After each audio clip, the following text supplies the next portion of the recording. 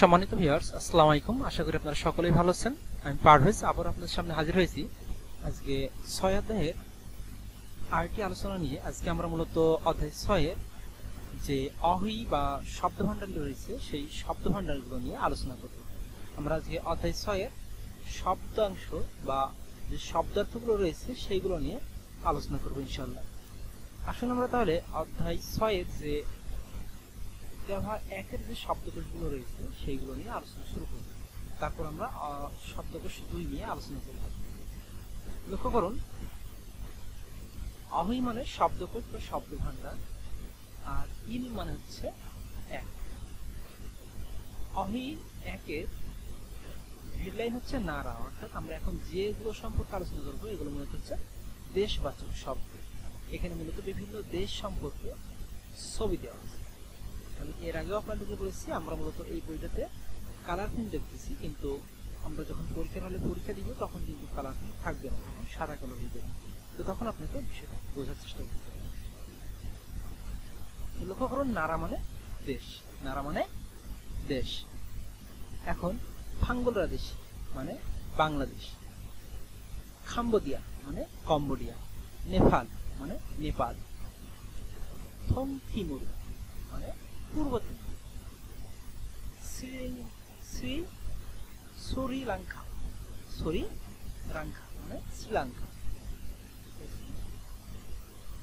Laos মানে Laos, মঙ্গল মানে মঙ্গল, Myanmar মানে মিয়ানমার, মানে মিয়ানমার, ফিলিপিন রিয়েল বাসের পর যদি আবার রিয়েল থাকে তাহলে মূলত আমাদের লয়লাই উচ্চারণ হয়, অর্থাৎ সে কারণে হচ্ছে ফিলিপিন মানে ফিলিপিন।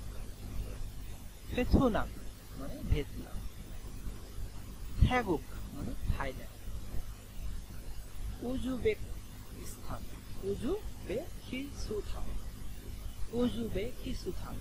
মানে উজবেকিস্তান, ইন্দোনেশিয়া মানে ইন্দোনেশিয়া, জুংগুক মানে চায়না, খিরুখিসুথান মানে কিরগিজস্তান, পাকিস্তান মানে পাকিস্তান। আমরা এখানে মূলত দেশের নামগুলো এখানে দেওয়া আছে, সে কারণে আমাদের পড়া অনেকটা সহজ হয়ে গেল। আপনারা এখন চেষ্টা করবেন এখান থেকে পড়াটা, অর্থাৎ আমাদের এখানে কিন্তু শুধুমাত্র কোরিয়ান গুলো লেখা আছে। লক্ষ্য করুন, ছবিগুলো কিন্তু এইভাবেই থাকবে, নাকি এখান থেকে এইভাবেই বোঝায় নেওয়ার চেষ্টা করতে হবে কোন দেশের ছবি কোনটা। হানগুক মানে কোরিয়া, নেপাল মানে নেপাল, থংথিমুর মানে পূর্ব তিমুর, মঙ্গল মানে মঙ্গোলিয়া, মিয়ানমার মানে মিয়ানমার, বাংলাদেশ মানে বাংলাদেশি, ভিয়েতনাম মানে ভিয়েতনাম, শ্রীলঙ্কা মানে শ্রীলঙ্কা। এইভাবে আপনাকে এই ছবিগুলো আপনাকে বোঝার চেষ্টা করতে হবে, ছবি দেখে আপনাকে চেনার চেষ্টা করতে হবে। তবে এখানে সবচেয়ে বেশি গুরুত্বপূর্ণ হচ্ছে আপনার জুঙ্গুক থ্যাগ। লক্ষ্য করুন, অন্যান্য দেশের নামের সাথে কিন্তু আপনার নামের একটা মিল আছে, কিন্তু আপনি যদি জুঙ্গুক মানে চায়না আর থ্যাগুক মানে থাইল্যান্ড এই দুটো বিষয়ে লক্ষ্য করেন তাহলে দেখবেন যে এদের সাথে নামের মিল নেই। এখন আমরা অহি ই মানে শব্দ তালিকা 2 বা শব্দকোষ 2। এখানে যদি আমরা লক্ষ্য করি যে আমাদের হেডলাইন আছে মূলত জিগপ। ভালো করে খেয়াল করুন, জিগপ মানে পেশা, আর জিগাপ মানে হচ্ছে মানিব্যাগ, আর জিগপ মানে পেশা। বিষয়টা যেন ভালোভাবে মনে থাকে। এটা হচ্ছে আমাদের জিগপ মানে পেশা। এখন আমরা মূলত যে আলোচনাগুলো করব, অর্থাৎ যে ওয়ার্ডগুলো বলবো এগুলো সবগুলো হচ্ছে পেশা সম্পর্কিত। পরীক্ষাতে এইভাবে প্রশ্ন আসে যে দেখা যাচ্ছে আপনার এখানে 3-4টা পেশা সম্পর্কিত ওয়ার্ড উপরে লেখা আছে এবং নিচে অপশনগুলো তখন থাকবে জিগপ, তারপরে হচ্ছে আপনার নারা, তারপরে মিউগন, এই ধরনের যে ওয়ার্ডগুলো হেডলাইনের যে ওয়ার্ড সেই ওয়ার্ডগুলো ওখানে দেওয়া থাকবে। তখন আপনাকে এই বিষয়টা বুঝে আপনাকে উত্তর করার চেষ্টা করতে হবে। তাহলে আমরা এখন ওয়ার্ড মিনিংগুলো পড়ে নিই। যে হাকস্যাং মানে ছাত্র, সনস্যাং নিম মানে শিক্ষক, হইসা ওয়ান মানে চাকরিজীবী, জুবু মানে গৃহিণী, হিয়ংসাল গোয়ান মানে পুলিশ কর্মকর্তা বা পুলিশ, সোবাং গোয়ান মানে দমকল কর্মকর্তা বা ফায়ার সার্ভিস কর্মকর্তা, খংমু ওয়ান মানে সরকারি কর্মকর্তা, জম ওয়ান মানে দোকান কর্মচারী বা বিক্রেতা, উইশা মানে ডাক্তার, খানোসা মানে নার্স বা সেবিকা, ইয়োরিশা মানে রাঁধুনি, উনজন খিচা মানে গাড়ি চালক, খিসলজা মানে টেকনিশিয়ান, মকসু মানে কাঠমিস্ত্রি, নংবু মানে কৃষক, অবু মানে জেলে, নংবু মানে কৃষক।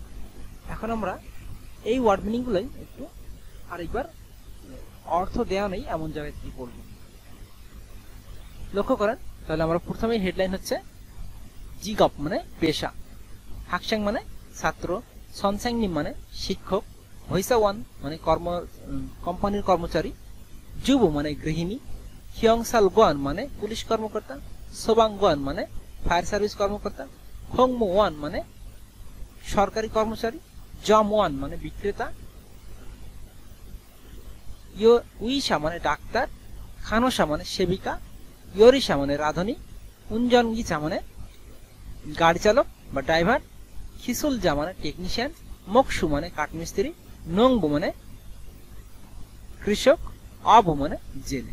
তো সম্মানিত ভিউয়ার্স, আমরা মূলত চেষ্টা করলাম আজকে আপনাদেরকে এই কয়টা ওয়ার্ড মিনিং পড়ানো।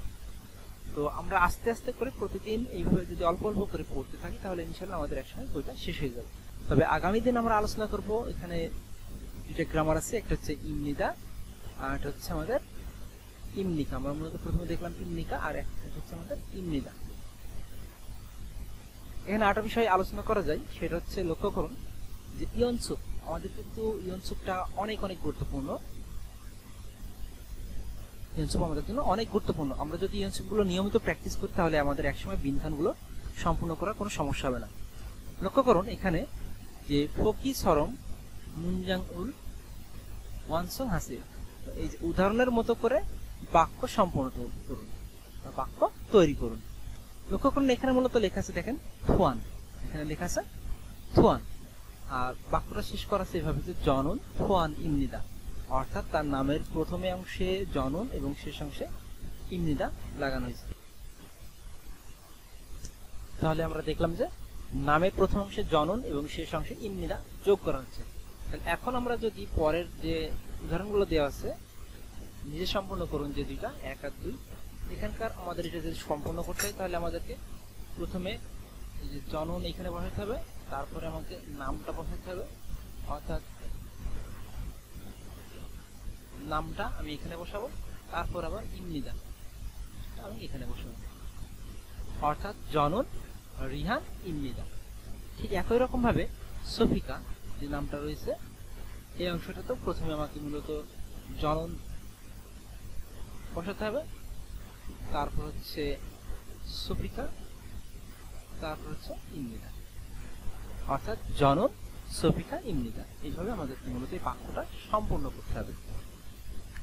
লক্ষ্য করুন তারপরে আরেকটা যে লাইন দেওয়া আছে এখানে মূলত এখানে জনন ভেতনাম সারাম ইমনিদা, এখানে এই ব্যক্তিটার দেশের নাম উল্লেখ করা আছে এখানে, আর বাক্যটা সম্পূর্ণ করতে হচ্ছে প্রথমে জনন দিয়ে তারপরে সারাম ইমনিদা, অর্থাৎ সারাম ইমনিদা শেষ অংশ যোগ করছে। তাহলে আমাদের প্রথমে জনন এখানে বসাতে হবে, জনন, তারপরে সুফিকা, তারপরে সারাম ইমনিদা বসাতে করে আমাদের হয়ে যাবে। তাহলে জনন পাকিস্তান সারাম ইমনিদা, অর্থাৎ আমি পাকিস্তানের মানুষ। তাহলে এখন লাস্টে থাকছে আমাদের থ্যাগো, অর্থাৎ থাইল্যান্ড। তাহলে আমাদের সেম জনন, তারপরে থ্যাগো, তারপর হচ্ছে সারাম ইমনিদা। আশা করছি বিষয়টা বুঝতে পেরেছেন যে আসলে আপনারা এই লাইনগুলো কিভাবে সম্পূর্ণ করবেন।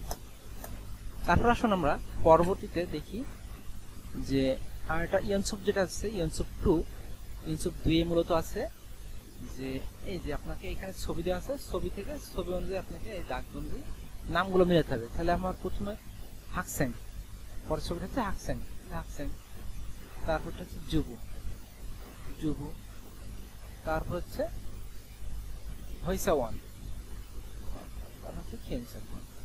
তার এভাবেও সম্পূর্ণ করতে পারেন, অথবা এখানে কাজ করবেন, খাতায় নোট করবেন যে 1 প্লাস হচ্ছে 1 এর সাথে হচ্ছে দিগ, এইভাবে খাতায় নোট করবেন, তাহলে দেখা যাচ্ছে বইটা ঠিক থাকবে। এইভাবে তাহলে 3 নিয়ম, অর্থাৎ 3 প্লাস নিয়ম,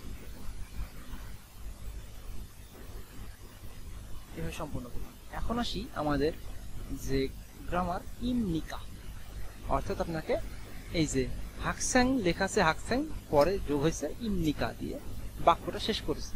তো এখানে যেমন হইসওয়ান আছে, তাহলে হইসওয়ান ইমনিকা, হইসওয়ান ইমনিকা, সোবাংওয়ান ইমনিকা, খানসা ইমনিকা, খিসুলজা ইমনিকা। অর্থাৎ আপনাকে প্রশ্ন করা হচ্ছে যে আপনি কি কোম্পানির কর্মচারী, আপনি কি ফায়ার সার্ভিস কর্মচারী, আপনি কি সেবিকা, আপনি কি টেকনিশিয়ান, এভাবে আপনাকে প্রশ্ন জিজ্ঞেস করা হচ্ছে।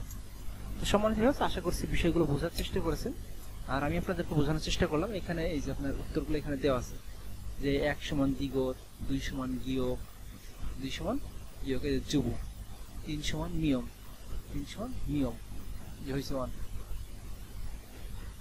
আমরা তারপরে যে আপনার এখানে বাক্যগুলো কিভাবে শেষ করতে হবে সেটা দেখাইছে, আমরা অলরেডি বাক্য শেষ করেছি। এইভাবে মূলত আপনাকে বাক্যগুলো শেষ করতে হবে। আমরা নেক্সট দিন আমরা আলোচনা করবো এই অধ্যায়ের গ্রামার নিয়ে ইনশাআল্লাহ। তো আজকের আলোচনা আমরা এখানে শেষ করছি, আবারও দেখা হবে পরবর্তী আলোচনাতে। সে পর্যন্ত ভালো থাকুন, সুস্থ থাকুন, আসসালামু আলাইকুম।